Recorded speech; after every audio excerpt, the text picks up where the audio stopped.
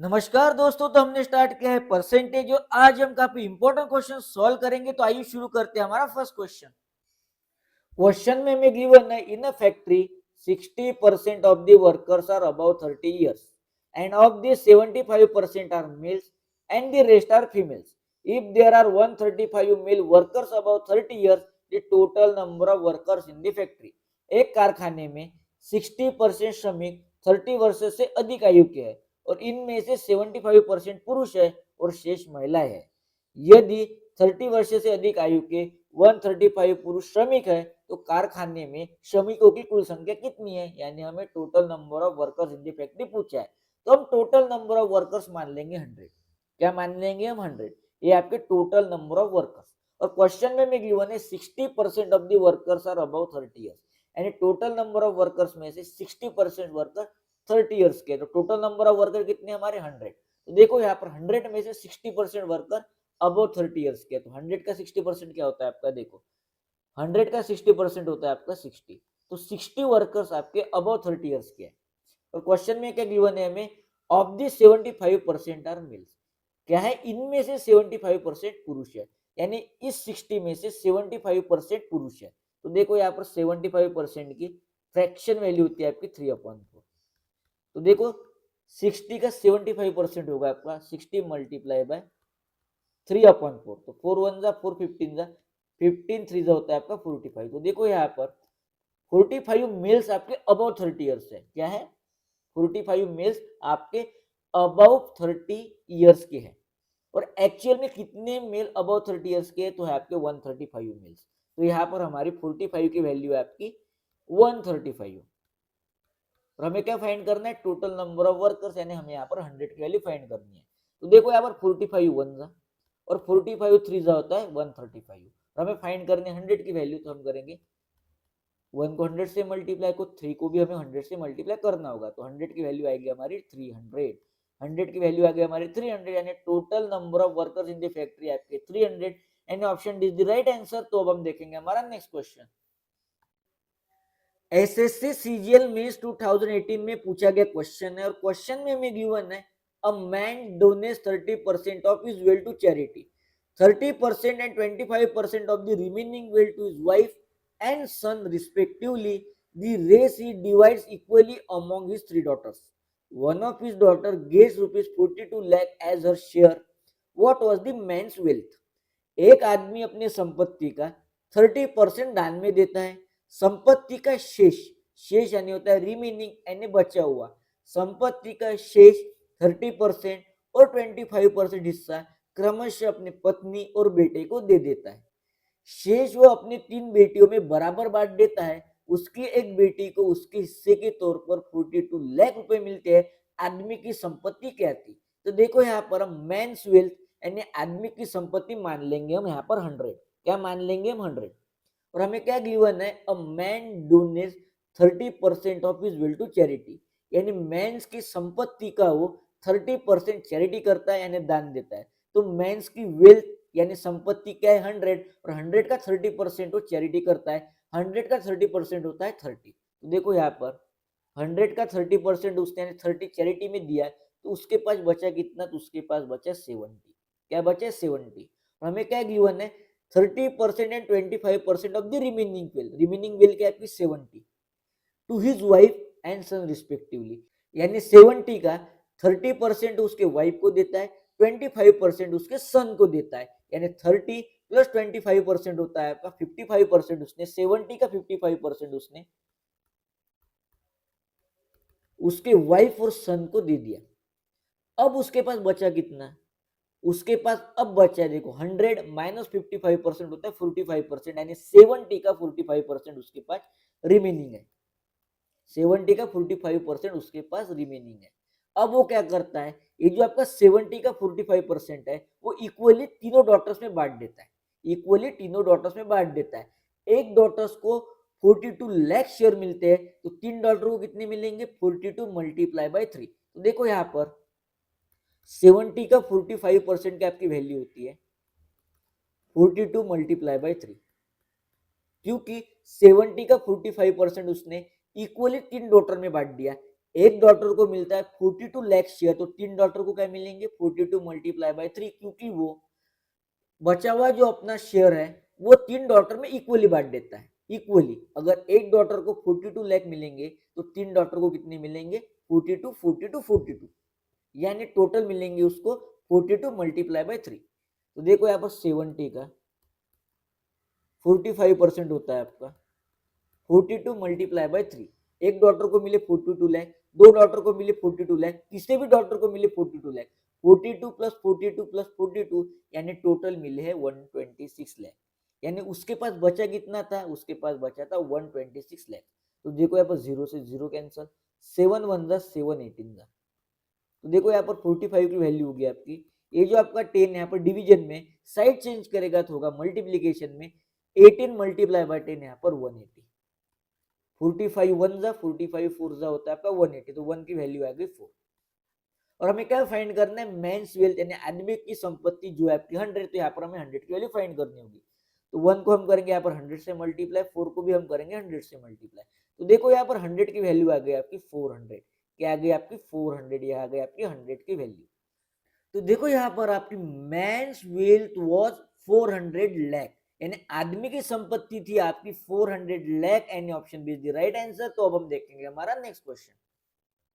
SSC CHSL 2020 में पूछा गया क्वेश्चन है, और क्वेश्चन में गिवन है Arvind gives half of his monthly salary to his wife for household expenses. He spent 2,500 on his personal expenses. The saving he managed per month is 3/7 of his monthly salary. What is Arvind's per month salary? Arvind अपने मासिक वेतन का आधा हिस्सा अपने पत्नी को घरेलू खर्चे के लिए दे देता है। वो अपने निजी खर्चों पर 2,500 रुपए व्यय करता है, खर्चा करता है। वह प्रति माह जो बचत करता है वह उसके मासिक वेतन का 3/7 है। अरविंद का प्रति माह वेतन क्या है? तो देखो यहाँ पर हमें अरविंद मंथली सैलरी हम यहाँ पर कुछ मान लेंगे, तो क्या मानेंगे, देखो यहाँ पर क्या है हाफ, हाफ और यहाँ पर है 3/7। तो देखो यहाँ पर इन डिनोमिनेटर का 2 और 7 का हम यहाँ पर एलसीएम मानेंगे। तो देखो यहाँ पर 2 7 जा 14, तो ये आ गया आपका एलसीएम 14। तो देखो यहाँ पर हम अरविंद मंथली सैलरी हम मान लेंगे 14, यानी अरविंद का प्रति माह वेतन हम मान लेंगे 14। इस 14 में वो क्या करता है, वो पहले करता है हाउस होल्ड पे खर्चा। क्या करता है, हाउस होल्ड पे खर्चा, फिर अपने पर्सनल एक्सपेंस पे वो खर्चा करता है, फिर वो कुछ सेविंग्स करता है, कुछ सेविंग्स करता है। तो हमें क्या गिवन है, Arvind gives half of his monthly salary to wife for his expenses, यानी वो 14 का हाफ यानी 7, 14 का हाफ होता है 7, क्या होता है 7, यानी वो 14 में से 7 हाउस होल्ड पे एक्सपेंस करता है, खर्चा करता है। वो क्या करता है, पर्सनल एक्सपेंस पे 2,500 खर्चा करता है, और वो उसके मंथली सैलरी का 3/7 सेविंग करता है। मंथली सैलरी क्या है 14, 14 का 3/7 वो सेविंग करता है। 7 1 7 2 3 2 6, यानी वो 6 यहाँ पर 14 में से 6 सेविंग करता है, 14 में से 6 यहाँ पर सेविंग करता है। इनके एडिशन क्या होगी 7 + 6 13, 14 - 13 यानी 1 वो अपने पर्सनल एक्सपेंस पे खर्चा करता है। और हमें गिवन है पर्सनल एक्सपेंस की वैल्यू जो है आपकी 2,500। तो देखो यहाँ पर 1 की वैल्यू होगी आपकी 2,500, क्या है 1 की वैल्यू होगी आपकी 2,500। हमें क्या फाइंड करना है, हमें फाइंड करना है अरविंद मंथली सैलरी, यानी यहाँ पर हमें 14 की वैल्यू यहाँ पर फाइंड करनी होगी। तो यहाँ पर 1 को हम करेंगे 14 से मल्टीप्लाई, और 2,500 को 14 से मल्टीप्लाई करेंगे, तो 14 की वैल्यू आएगी आपकी 3,50,000, 3,50,000, यानी option C is the right answer. तो अब हम देखेंगे हमारा नेक्स्ट क्वेश्चन। क्वेश्चन में हमें गिवन है in a certain office 1/3 of the worker are women, half of the women are married and 1/3 of the married women have children. If 3/4 of the men are married and 2/3 of the married men have children, what part of the workers are without children? तो यहाँ पर हमें total number of worker कुछ मानना होगा। तो हम क्या मानेंगे, हम ऐसी वैल्यू मानेंगे जिसे आप 1/3 या फिर 1/2 या 1/3 या 3/4 या फिर 2/3 से पूरा पूरा काट सकते हैं। तो ऐसी कौन सी वैल्यू होगी, तो हम ये जो आपके डिनोमिनेटर है इसे हम आपस में करेंगे मल्टीप्लाई। तो देखो यहाँ पर 3 2 जा 6, 6 3 जा 18, 18 4 जा 72, और 72 3 जा होता है आपका 216। तो हम यहाँ पर मानेंगे 216। इस 216 को आप 1/3 से या फिर 1/2 से या फिर 1/3 से या फिर 3/4 से या फिर 2/3 से पूरा पूरा काट सकते हो।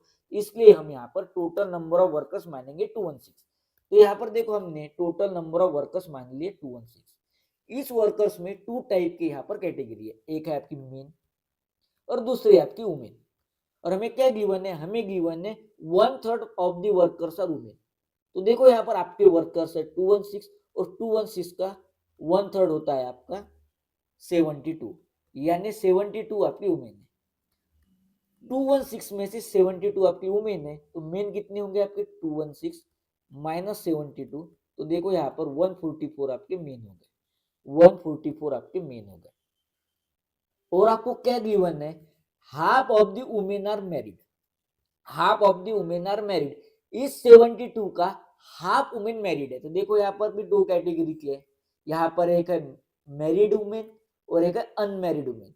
तो 72 का हाफ होता है आपका, 72 का हाफ होता है 36, यानी 36 यहाँ पर वुमेन मैरिड है और 36 वुमेन अनमैरिड है। और हमें क्या गिवन है, 1/3 of the married women have children, यानी 36 का 1/3 होता है आपका 12। तो देखो यहाँ पर मैरिड वुमेन में से 12 वुमेन के पास यहाँ पर चिल्ड्रन है, यानी 12 वुमेन को चिल्ड्रन है, 12 वुमेन को यहाँ पर चिल्ड्रन है। और देखो यहाँ पर मैन में भी दो कैटेगरी है, मैरिड मैन, अनमैरिड मैन। और हमें क्या गिवन है, 144 मैन का 3/4 मैन मैरिड है। तो देखो यहाँ पर 144 का 3/4 होता है आपका 108, 108। तो देखो यहाँ पर 144 में से 108 मैन आपके मैरिड है और 36 मैन आपके अनमैरिड है। और हमें क्या गिवन है, हमें गिवन है 2/3 of the married man have children. तो देखो यहाँ पर 108 आपके क्या है, मेन है, 108 का 2/3 क्या होता है 72, यानी 72 मेन को यहाँ पर चिल्ड्रन है। कितने, 72 मेन को आपको चिल्ड्रन है। तो देखो यहाँ पर कितने वर्कर को चिल्ड्रन है, 72 प्लस 12। तो देखो यहाँ पर 84 वर्कर्स को चिल्ड्रन है। हमें क्या फाइंड करना है, what part of the workers are without children. तो देखो यहाँ पर 216 में से 72 प्लस 12 84 वर्कर्स के पास यहाँ पर चिल्ड्रन है। तो 216 माइनस 84 तो होता है आपका 132। तो देखो यहाँ पर 132 वर्कर्स के पास चिल्ड्रन नहीं है।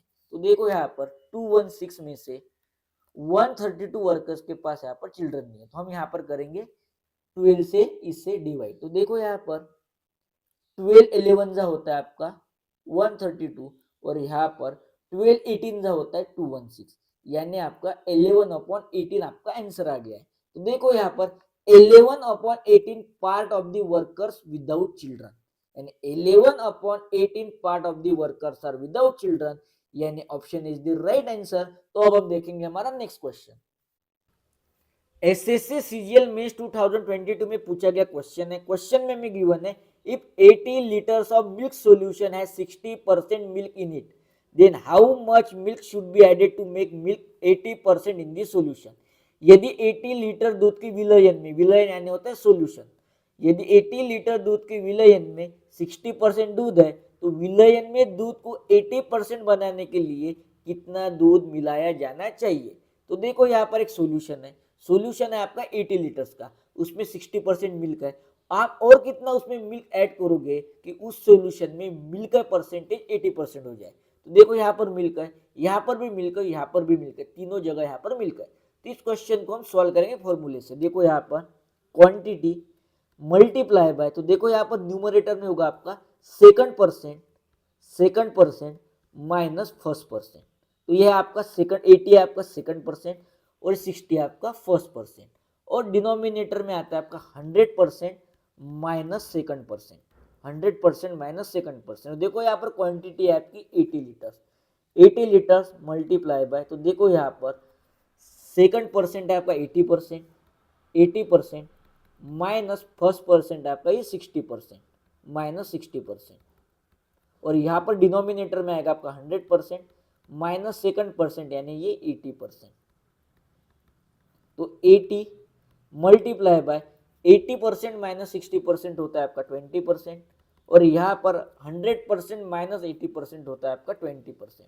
तो ये 20% से ये 20% कैंसिल, तो आता है आपका 80 लीटर। तो देखो यहाँ पर 60% मिल्क में आप 80 लीटर अगर आप मिल्क मिलाते हो तो आपका मिल्क का परसेंट होता है सॉल्यूशन में 80%, यानी option B is the right answer.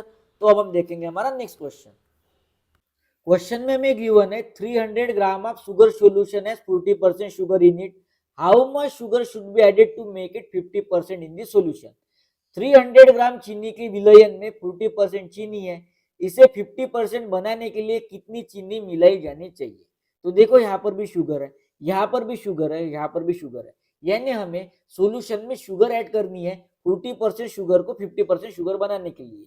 तो हमने प्रीवियस क्वेश्चन में एक फॉर्मूला यहाँ पर देखा था।